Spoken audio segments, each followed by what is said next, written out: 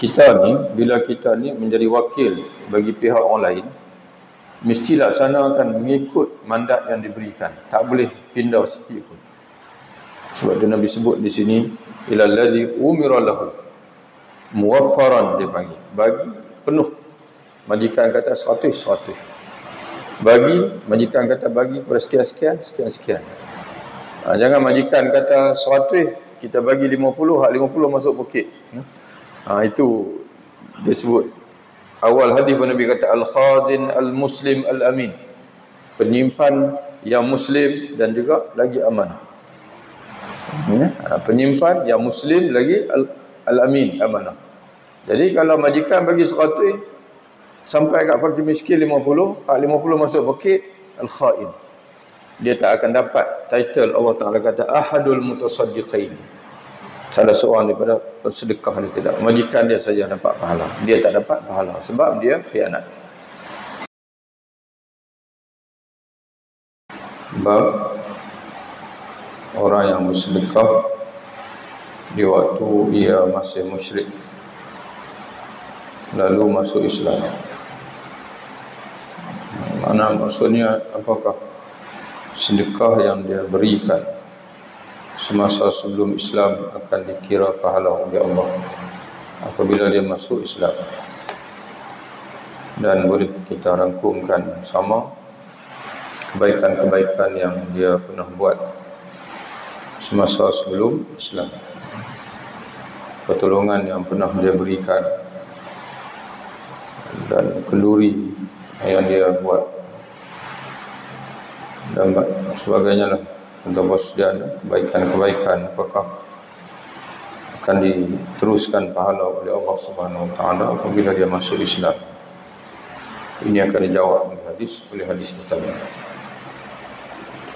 An Hakim bin Hizam radhiyallahu anhu qala qultu ya Rasulullah sallallahu alaihi wasallam ara'aita asya'a kuntu atahannathu biha fil jahiliyati min sadaqatin aw ataqatin wa silati rahimin hal fiha min ajr?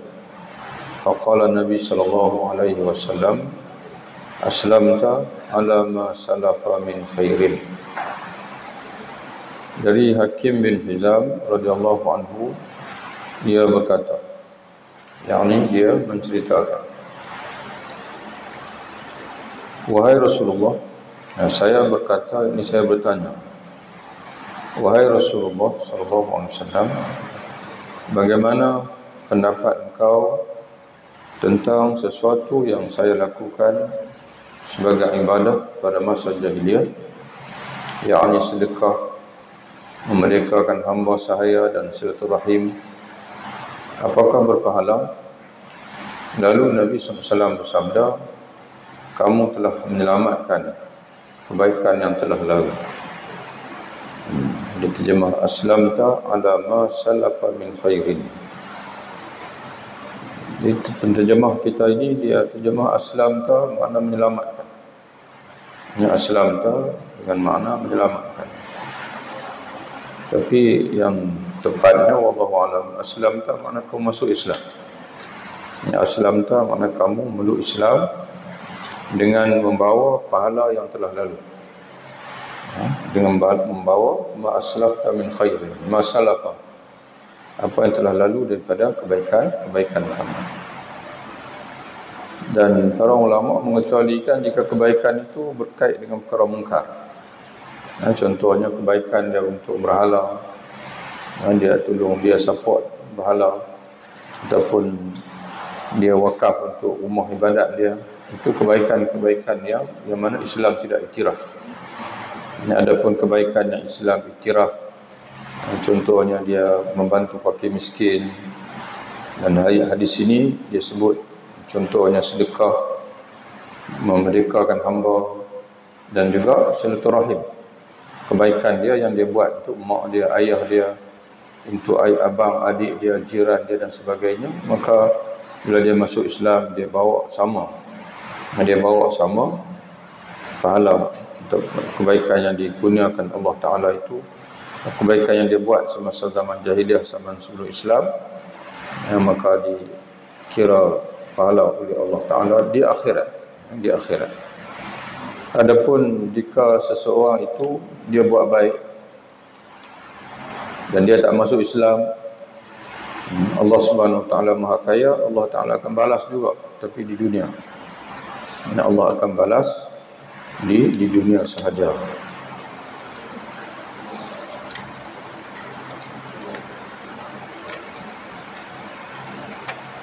Sebagaimana ada hadis tentang waslian dalam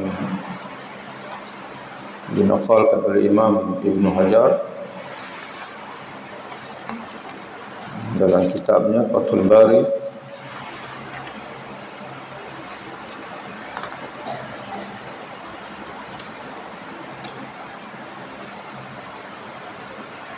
hadis kata Imam Ibnu Hajar, rawa Muslim, hadis yang diriwayatkan oleh Imam Muslim, min hadis Anas, daripada Anas marfu'an, hadis yang marfu', yakni hadis yang diangkat oleh Anas kepada, atau disandarkan oleh Anas kepada Nabi SAW, yaitu innal kafir, sungguhnya seorang kafir, yusabu fid dunya, akan diberi balas di dunia, birizqi, dengan rezeki, ala ma yaf'aluhu min hasanatin, ke atas apa yang dia buat daripada suatu kebaikan. Yang mana orang kafir yang baik, yang suka tolong orang tapi tak masuk Islam, kata hadis ini, yusabu fid dunya, Allah akan balas di dunia, berizki, dengan rezeki, dengan murah rezeki. Jadi sebab itu kita tengok orang kafir yang baik ni, dia buka kedai-kedai dia maju. Jadi mungkin Allah Ta'ala balas di dunia lah. Tapi di akhirat, semua kebaikan mesti iman. Kalau tak ada iman, maka tidak akan ada pahala di akhirat.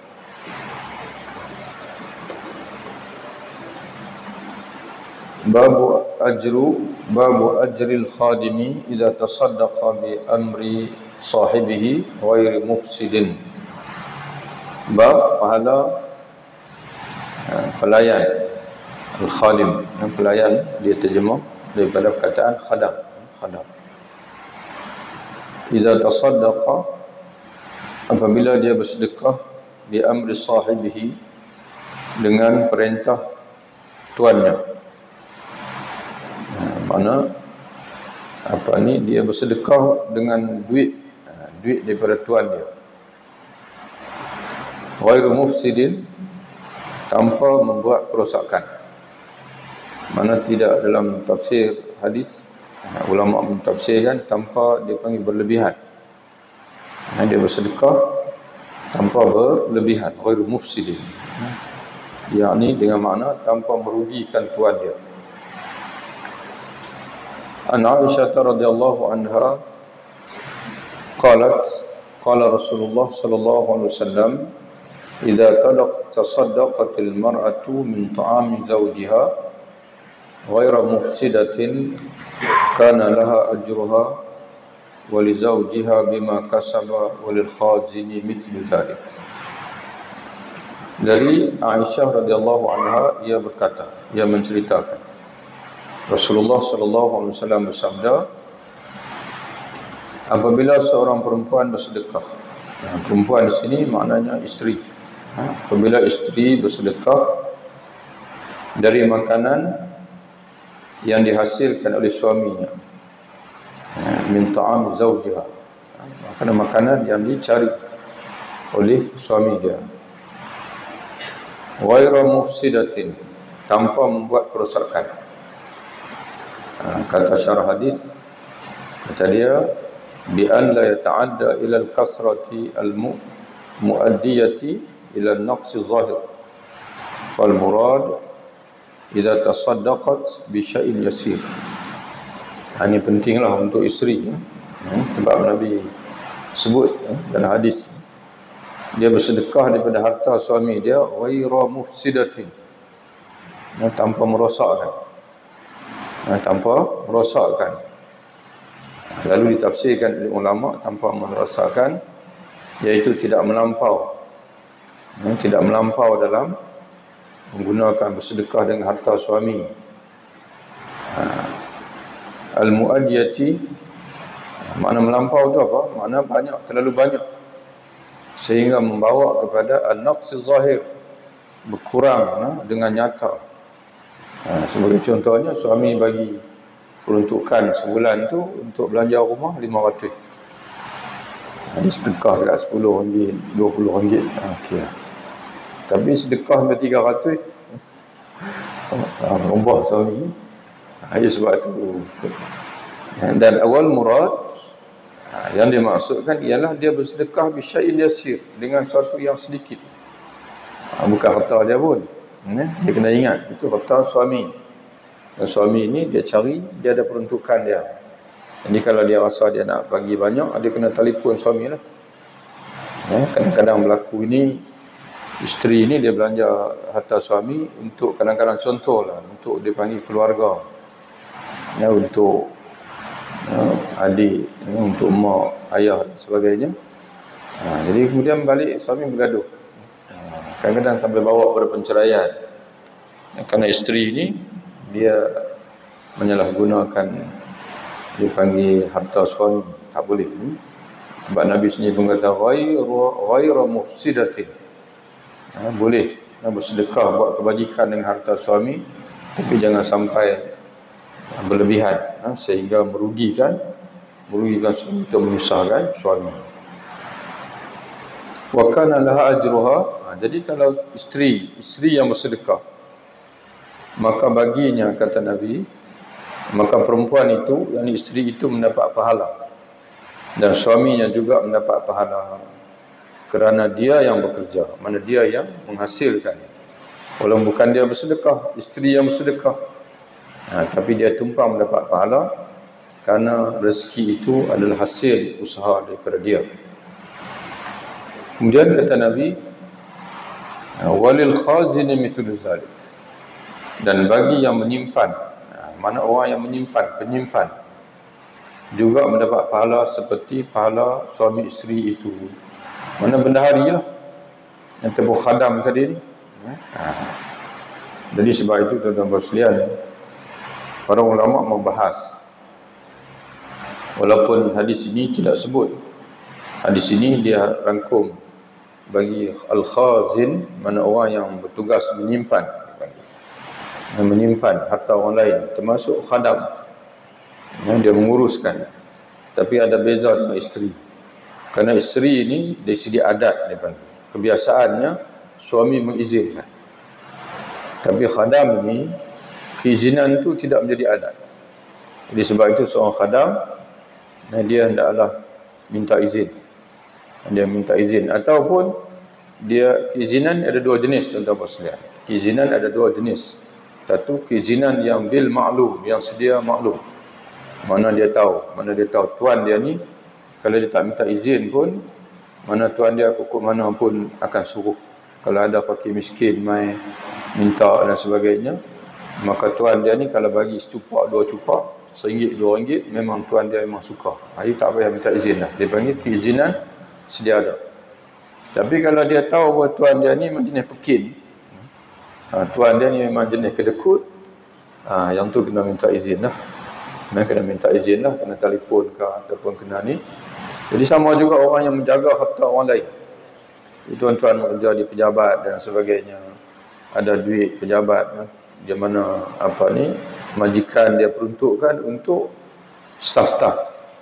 Staf-staf mana makan, staf dan sebagainya, kopi, disediakan biskut, disediakan. Kemudian mai tetamu. Jadi bila dia nak bancuh, takkan nak bancuh untuk dia seorang saja. Mana staf kan nak layan tetamu mai, takkan dia nak bancuh seorang dia saja. Mesti tetamu dia akan salah anggap, bukan sekat staf tu sekali dengan majikan tu. Dia kata tak payah pergilah pejabat tu, memang kedekut.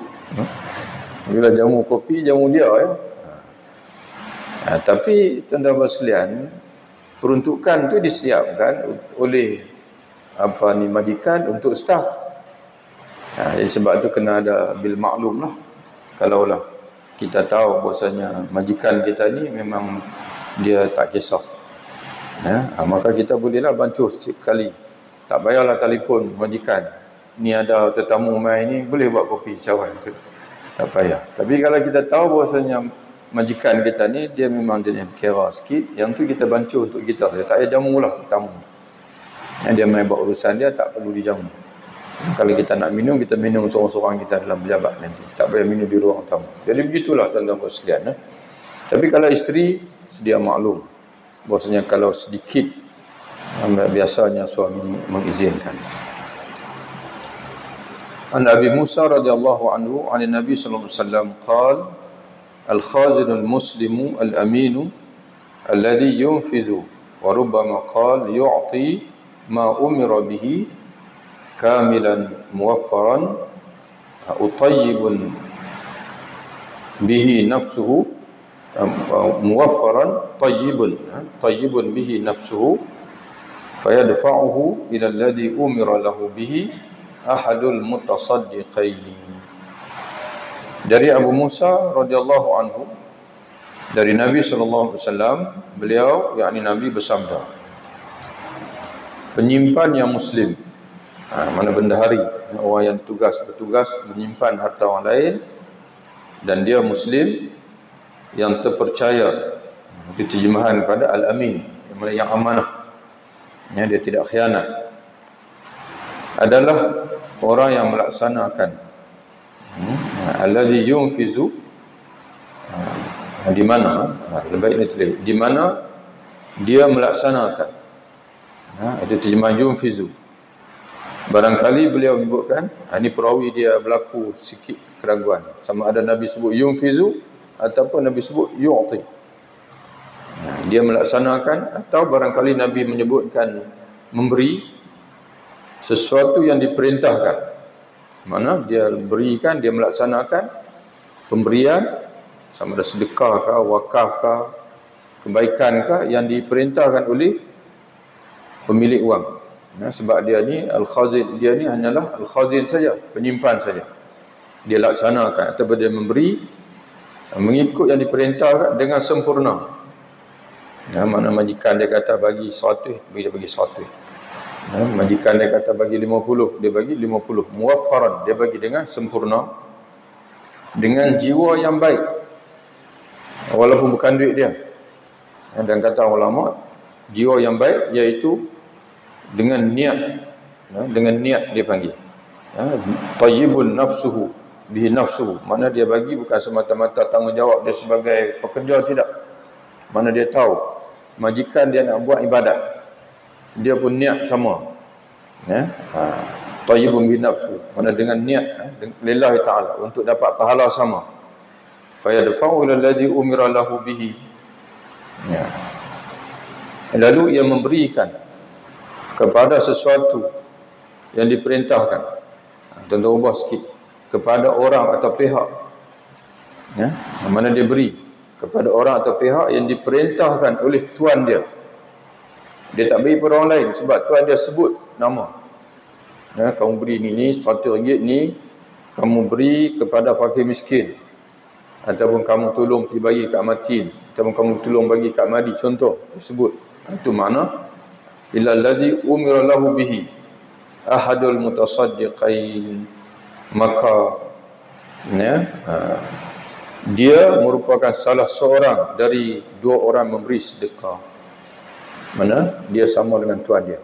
Mana sedekah itu berkongsi kedua mereka, itu maksudnya. Macam dia duit dia sendiri, dia bersedekah, walaupun duit itu main daripada tuan dia. Dia dikira sebagai salah seorang mutasaddiqain. Jadi tuan-tuan sekalian, hadis ini banyak hukum yang kita dapat di sini. Yang pertama, tuan-tuan sekalian, kita ni, bila kita ni menjadi wakil bagi pihak orang lain, mesti laksanakan mengikut mandat yang diberikan. Tak boleh pindah sikit pun. Sebab tu Nabi sebut di sini, ilal ladzi umira lahu muwaffaran, dia panggil, bagi penuh. Majikan kata 100. Bagi, majikan kata bagi pada sekian. Jangan majikan kata 100, kita bagi 50, hak 50 masuk poket. Itu dia sebut awal hadis Nabi kata al-khazin al-muslim al-amin. penyimpan yang muslim dan juga lagi amanah. Ya, penyimpan yang muslim lagi al-amin, amanah.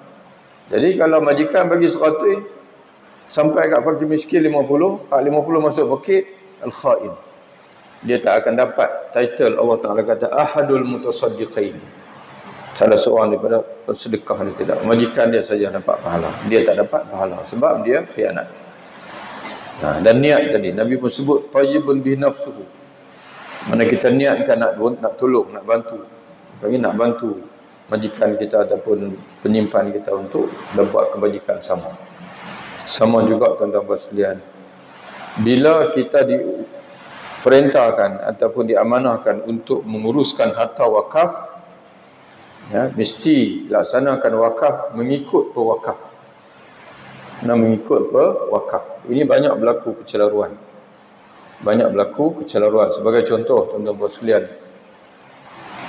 ada orang dia kutip wakaf untuk kapet. Dia kutip wakaf, kemudian wakaf tu penuh. Dia kata biar tak apa, dah penuh dah, macam mana kita buat kenduri lah. Tak boleh tuan-tuan sekalian. Kita terima daripada orang, bukan duit kita, pewakaf. Dan dia berniat wakaf untuk kapet, maka kita kena pergi kepada kapet.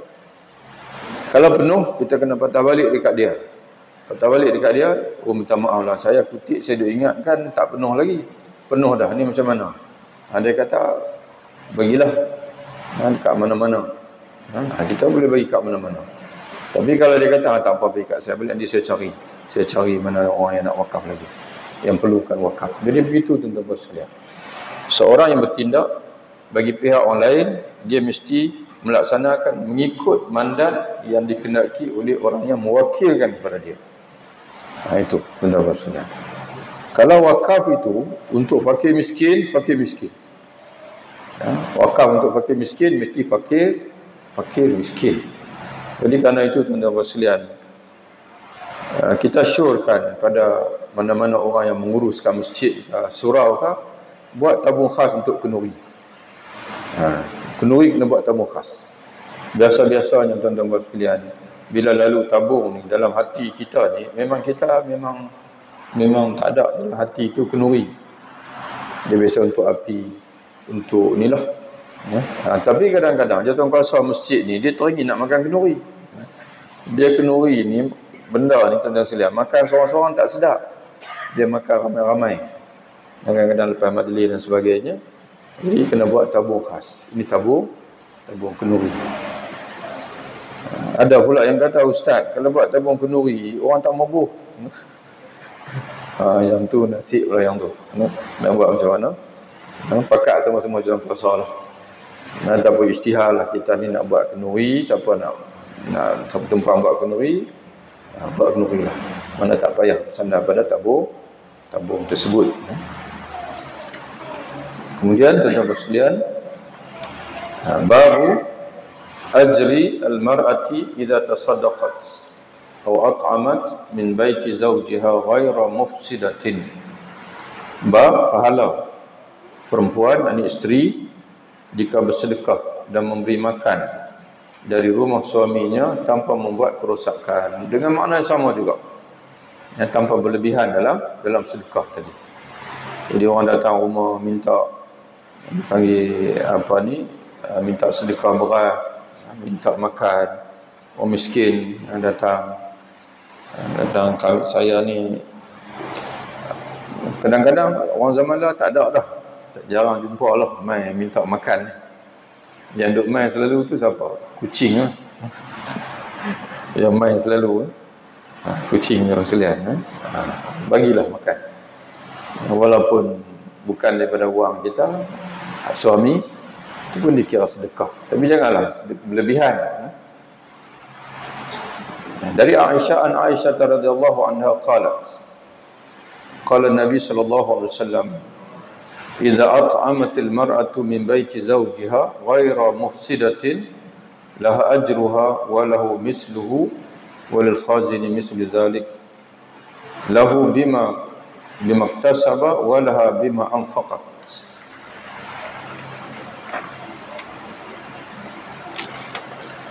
Dari Aisyah radhiyallahu anha, ia berkata, Nabi sallallahu alaihi wasallam bersabda, apabila seorang perempuan bersedekah dari rumah suaminya tanpa membuat kerosakan, mana tanpa berlebihan. Tuan-tuan sekalian, dia terjemah bersedekah. Tapi dalam hadis tu dia tak sebut tasaddaqat. Dia sebut at'amat. At'amat ni memberi makan. Dia kena pindah lah. Kena pindah.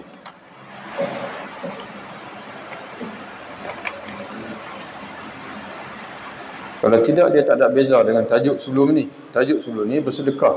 Isteri bersedekah daripada harta suami. Tapi tajuk yang kedua ini, Imam Bukhari letakkan tajuk, bukan saya bersedekah, tasaddaqat atau at'amat. Bersedekah ataupun memberi makan. Dan lafaz hadis sebut, idza at'amatil mar'atu min baiti zawjiha, apabila seorang perempuan memberi makan kepada orang lain dari rumah suaminya, mana daripada makanan yang ada dalam rumah suami dia, tanpa membuat kerosakan, yakni tanpa berlebihan, laha ajruha, maka suaminya mendapat pahala seperti isterinya. Dan walil khazin mislu zalik, dan penyimpan, bukan penyimpanan, al khazin, penyimpan pun mendapat pahala yang sama. Sebab apa? Kata Nabi, lahu zalika, zalika tu makna temuh sebab itulah.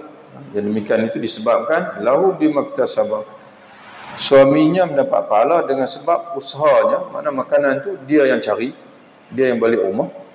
Walaha bima anfaqat, dan baginya, bagi isterinya dengan sebab anfaqat, dia yang sedekah, dia yang infak, dia yang infak daripada harta suami dia.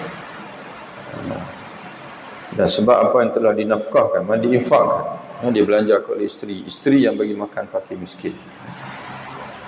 Jadi sebab itu kita suami ni, bila isteri kita sedekah, janganlah marah. Bila tuan-tuan marah, tak dapat pahala, tuan-tuan tak redha. Tapi kalau banyak sangat, tak apalah marah. Bagi sampai ke semua. Balik-balik di rumah tengok beras tak ada langsung. Tanya isteri, tadi ikan beli dah sekilo. Tanya mana ikan, tak masak pun. Saya bagi semua fakir miskin mai tadi, kesian. Ada tak boleh macam tu lah. Nabi pun sebut ghaira mufsadin, ghaira mufsidatin. Dia tak boleh sampai merugikan suami, tidak boleh. An Aisyah radhiyallahu anha an-nabi sallallahu alaihi wasallam qala idza anfaqatil mar'atu min ta'am baitiha ghaira mufsidatin falaha ajruha wa lizawji bimaktasaba wa lil khazini mithlu zalik. Dari Aisyah radhiyallahu anha, dari Nabi sallallahu alaihi wasallam, beliau bersabda, apabila seorang perempuan bersedekah dari makanan yang dihasilkan oleh suaminya, yakni yang dicari oleh suaminya, tanpa membuat kerosakan, maka perempuan itu mendapatkan pahala. Mana mendapat pahala, dan suaminya juga mendapat pahala, kerana dia yang bekerja, mana dia yang berusaha mendapat makanan tersebut. Dan bagi penyimpan, mana orang yang bertugas menyimpan pun mendapat pahala seperti pahalanya suami isteri itu. Babu qaulullah ta'ala fa amma man a'ta wa taqa wa saddaqa.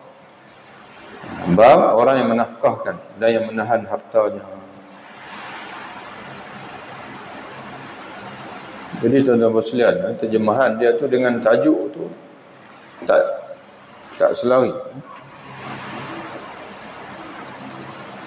Bab qaulillah ta'ala, bab firman Allah. Mungkin silap typing, wallahu a'lam. Bab firman Allah, fa amma man a'ta, maka adapun, ni ayat Quran, fa amma man a'ta wattaqa wa saddaqa bil husna fasanuyassiruhu lil yusra. Surah Al-Lail ayat 5 hingga 10. Bab firman Allah, adapun orang yang memberi dan bertakwa serta dia membenarkan al-husna, dia membenarkan, mana dia mempercayai janji baik yang dijanjikan oleh Allah.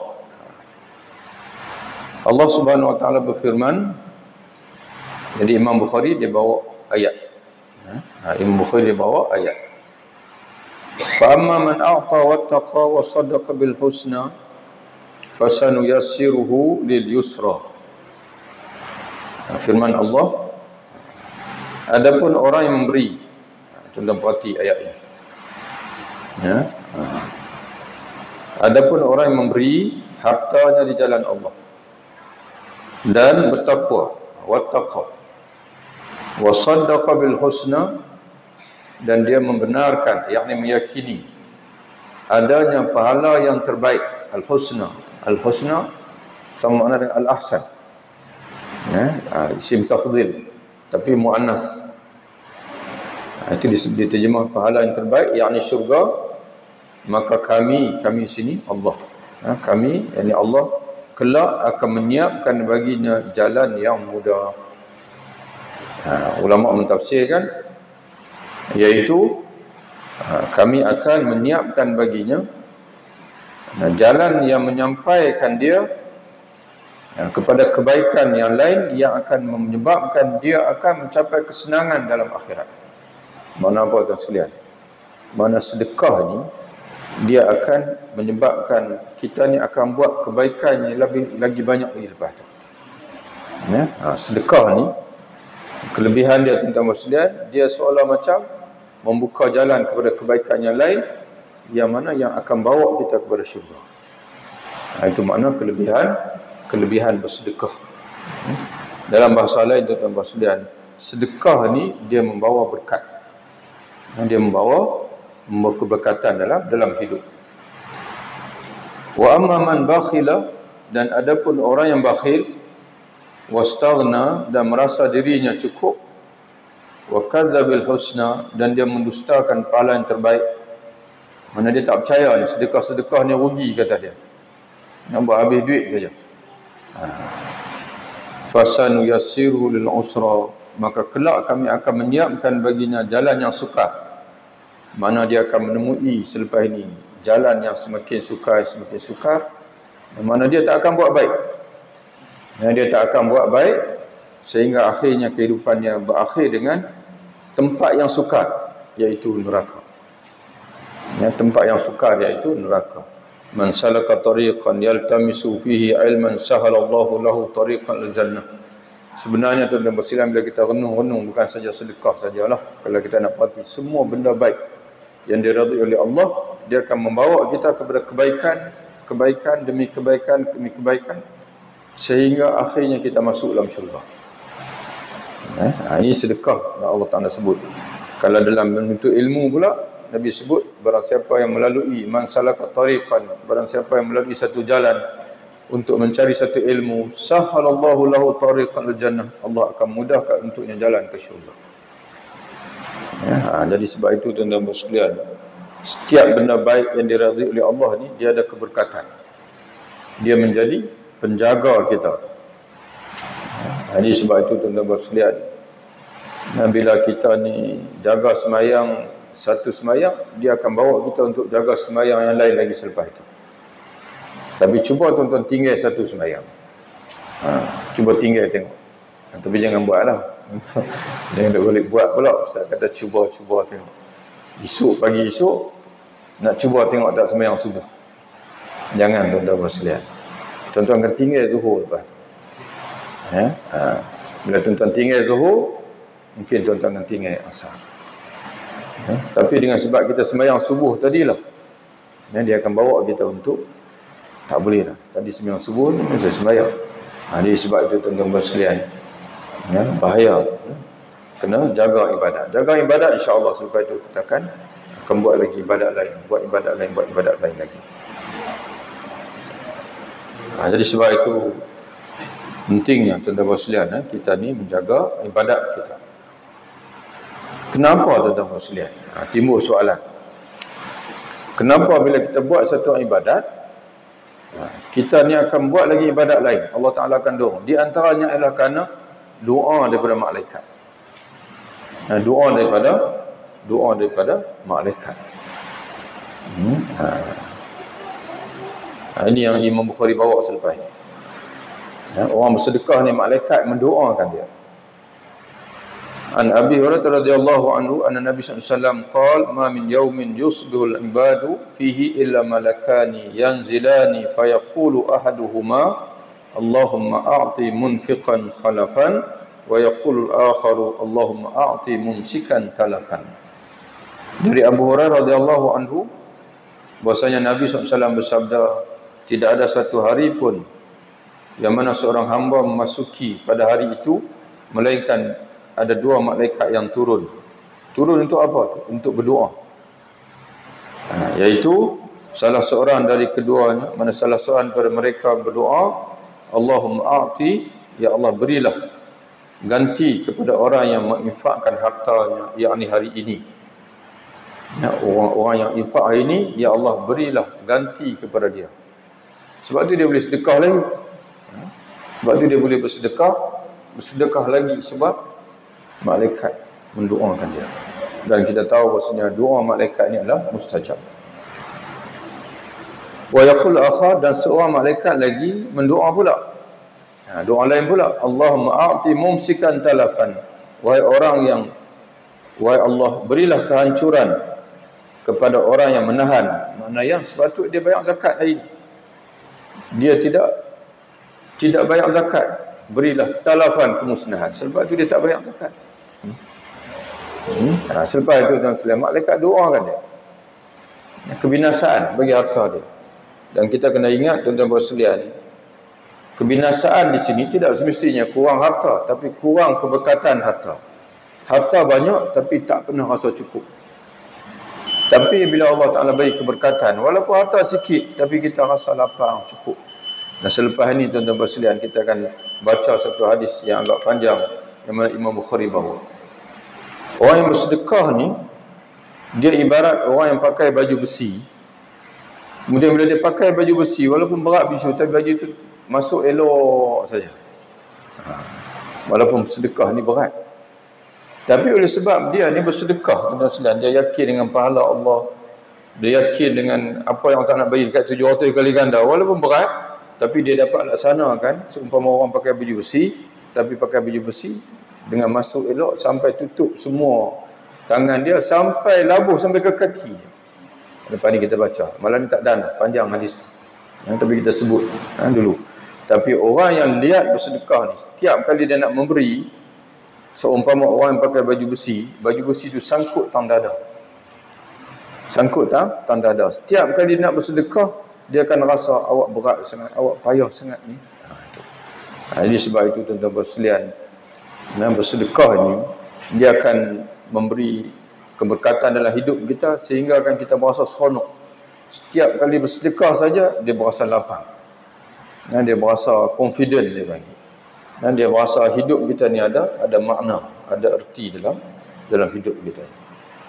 Cuma satulah sebelum kita tutup tentang sekalian, ada orang dia istilahkan hadis ini dengan sedekah subuh. Sebab dia kata setiap pagi Nabi sebut ma min yaumin yusbul ibad, dan tidak ada mana-mana hari yang mana berpagi seorang hamba Allah pada pagi itu melainkan ada malaikat yang turun dan baca doa ini. Maka dia pun kalut nak sedekah pagi itu, seolah-olah macam kalau sedekah waktu lain tak dapat pahala, maka dinamakanlah sedekah subuh. Wallahu a'lam tuan-tuan sekalian. Bukan maksud itu. Maksudnya doa malaikat ini akan mengena pada orang yang bersedekah pada hari itu. Orang bersedekah pada hari itu, sebelum habis hari. Dan doa yang negatif yang kedua pula akan menimpa pada orang yang sepatutnya dia dapat keluar zakat hari itu. Orang dah nak terima pun ada dah. Sebab itu hukum, ni ada juga orang tanya tuan-tuan sekalian, Ustaz, selama mana saya boleh tangguh untuk bayar zakat ni? Zakat dah wajib dah, boleh tak saya nak tangguh? Kata alim ulama, kewajipan zakat ni adalah ala faurin, segera, jika cukup syarat. Yang pertama dah tiba haul, nisab dah cukup, tiba haul, nisab pun sampai, dan orang yang nak terima pun duduk depan kita dah, mesti kena keluarkan segera, tak boleh tunggu pula. Tapi jika sekiranya kita berhasrat nak memberi, contohnya tuan-tuan sekalian, nak bagi pada keluarga.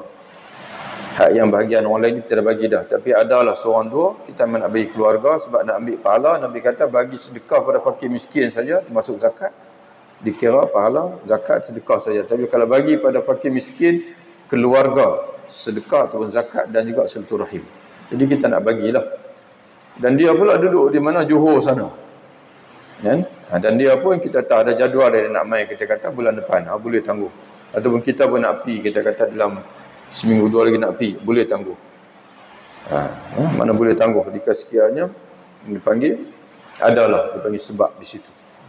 Iaitu pemberi yang kita nak terima zakat itu belum ada depan kita. Itu pun sebenarnya tuan-tuan sekalian, pada zaman hari ini dia tak timbul istilah tangguh tu, sebab dia boleh online masuk akaun dia. Tak elok dah kita nak tangguh. Mana selesaikan, bimbang takut nanti kita tangguh tu dengan sebab adalah sikit perasaan sayang pada harta tu. Bimbang takut yang tu. Maka kita ditimpa dengan doa malaikat, Allahumma a'ti mumsikan talafan.